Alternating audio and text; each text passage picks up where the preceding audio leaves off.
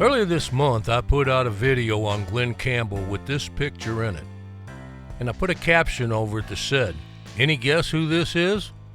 Well, I got some great guesses, from Wolfman Jack, Dr. John, and even Waylon Jennings. But the few of you who answered Leon Russell got it correct. Leon was a big part of that stable of musicians called the Wrecking Crew in Los Angeles in the 60s. He was the first call pianist anytime Phil Spector wanted to build his wall of sound. Leon had a 60-year career in music with a lot of ups and downs. All I can do here in this short video is cover a small part of it, so I hope you enjoy it, and if you do, I'd appreciate it if you'd subscribe to the channel. Now let's get to it. Claude Russell Bridges was born in Lawton, Oklahoma on April 2nd, 1942. Known as Russell to his family, he showed an affinity for music at an early age, being drawn to the piano as early as 4 years old. As his mother Hester put it, he just sat down one day and started playing by ear. He picked out the church hymn Trust and Obey with his strong left hand and transposed it to his right. Russell credits his artistic development to a birth injury that damaged his upper vertebrae and left him slightly paralyzed on the right side of his body. "It gave me a very strong sense of duality," he said. "It gave me an outlook into this plane that we live on, and if I hadn't had that, I'd probably be selling cars in Paris, Texas." This affliction helped him to develop his signature left-hand dominant playing style. Years later, Leon had this to say: "I studied classical music for a long time, maybe 10 years, and I realized finally I was never going to have the hands to play that stuff. The limits on range of motion, it was too complicated. I invented ways to play in a classical style that was not the real deal." In 1953, the family moved to Tulsa, and Leon would go on to attend Will Rogers High School, where some of his classmates would include Anita Bryant, Elvin Bishop, and David Gates, with whom Russell would form a band. While still in high school, Leon would perform at local nightclubs with his group, the Starlighters. Due to Oklahoma being a dry state, the group of teenagers was able to play clubs that typically would have been reserved for those over 21. After building a reputation as one of the most talented young groups in Tulsa, they caught the attention of Jerry Lee Lewis, who invited them out on the road with him. "I figured this was my chance to eat in a lot of restaurants," Leon remarked in a Rolling Stones interview. In 1958, he moved to Los Angeles to further pursue his music career and would go by the name Leon Russell. He was to become a member of the studio aces known as the Wrecking Crew. Leon was a very sought-after session player. He recorded with the likes of Phil Spector, the Beach Boys, Frank and Nancy Sinatra, Sam Cooke, The Fifth Dimension, Sonny and Cher. He played on many of Spector's top productions, including those from the Ronettes, Crystals, and the Righteous Brothers, Tina Turner when Spector produced the song River Deep and Mountain High for her. Leon became a key component of Spector's wall of sound technique. In 1970, he put together Joe Cocker's Mad Dogs and Englishmen tour, designed as a sort of a rock and roll revue.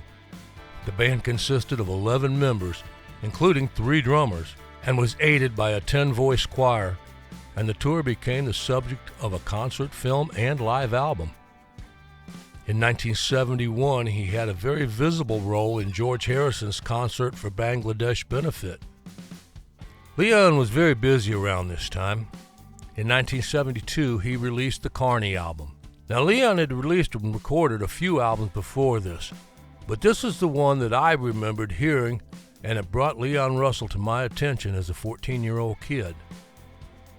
And I actually didn't buy the album at first. I bought the 8-track tape of it. The song Tightrope was getting some really good airplay on the radio at that time.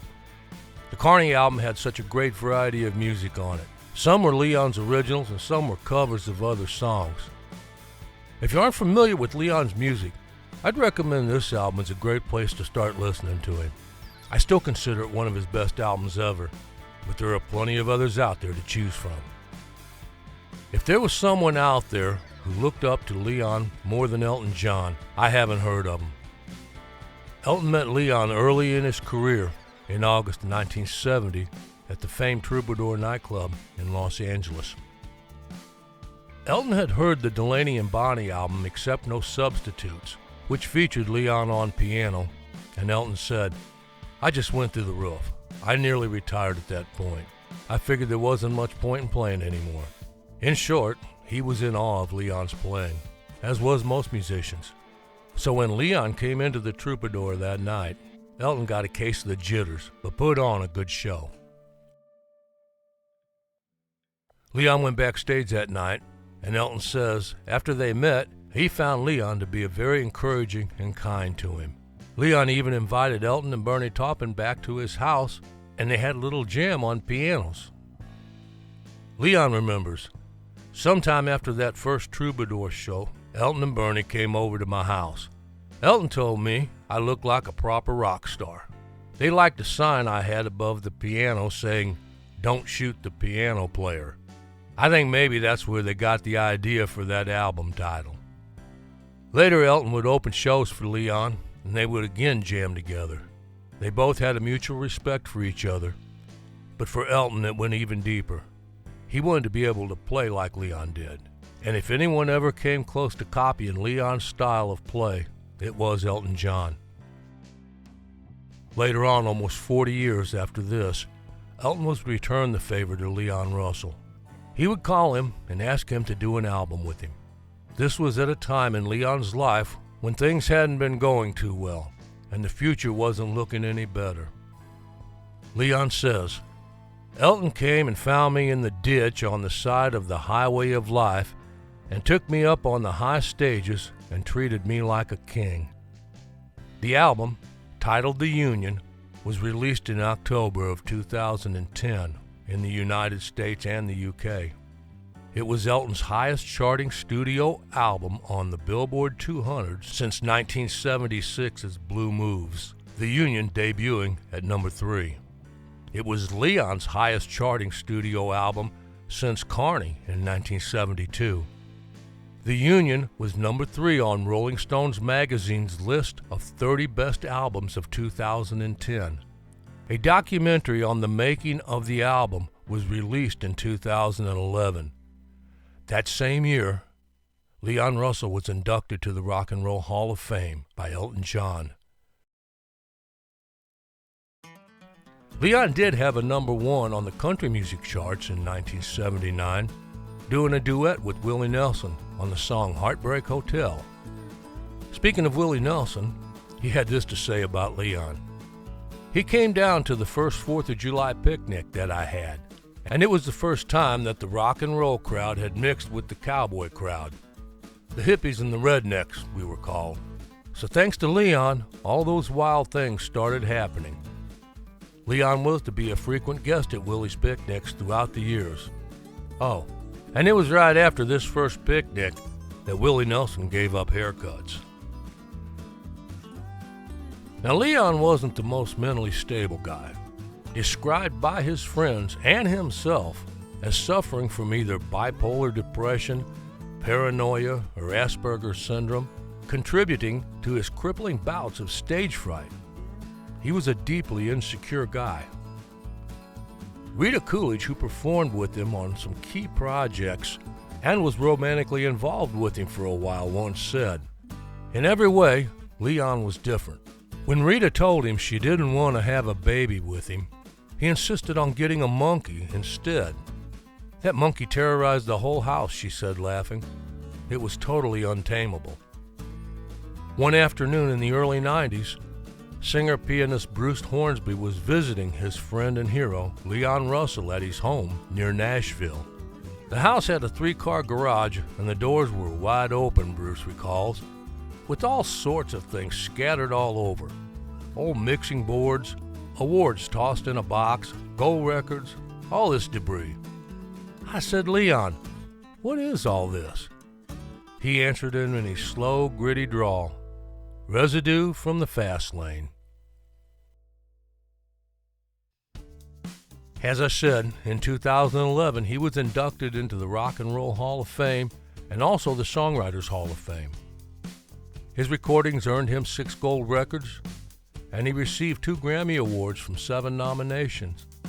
He has wrote numerous songs, and I'll just name a few here. Delta Lady for Joe Cocker was probably his first song that had commercial success. I Don't Remember My Childhood, with Helen Reddy. Lost Inside of You was written with Barbra Streisand for the A Star Is Born movie soundtrack. And Russell's biggest hit, and one of my personal favorites, A Song for You, was inducted into the Grammy Hall of Fame in 2018 and has been recorded by scores of prominent recording artists, including Ray Charles, Aretha Franklin, Whitney Houston, Willie Nelson, Amy Winehouse, and Donny Hathaway. This list could go on forever. Let me hear some of your favorite Leon Russell songs, either written or covers recorded. Leon recorded over 30 albums in his career. He was married twice, first to Mary McCreary and then to Janet Lee Constantine, and he fathered 6 children. Leon Russell died on November 13, 2016 in Nashville, Tennessee at the age of 74. His wife Jan said that he passed away in his sleep. The Master of Space and Time, as he was nicknamed, was a legendary musician and songwriter who performed his gospel-infused southern boogie, piano, rock, blues, and country music for almost 60 years. I know, I just scratched the surface of Leon Russell. There's a lot left to be said. If you have anything more to add, please feel free to do so. Thank you for watching.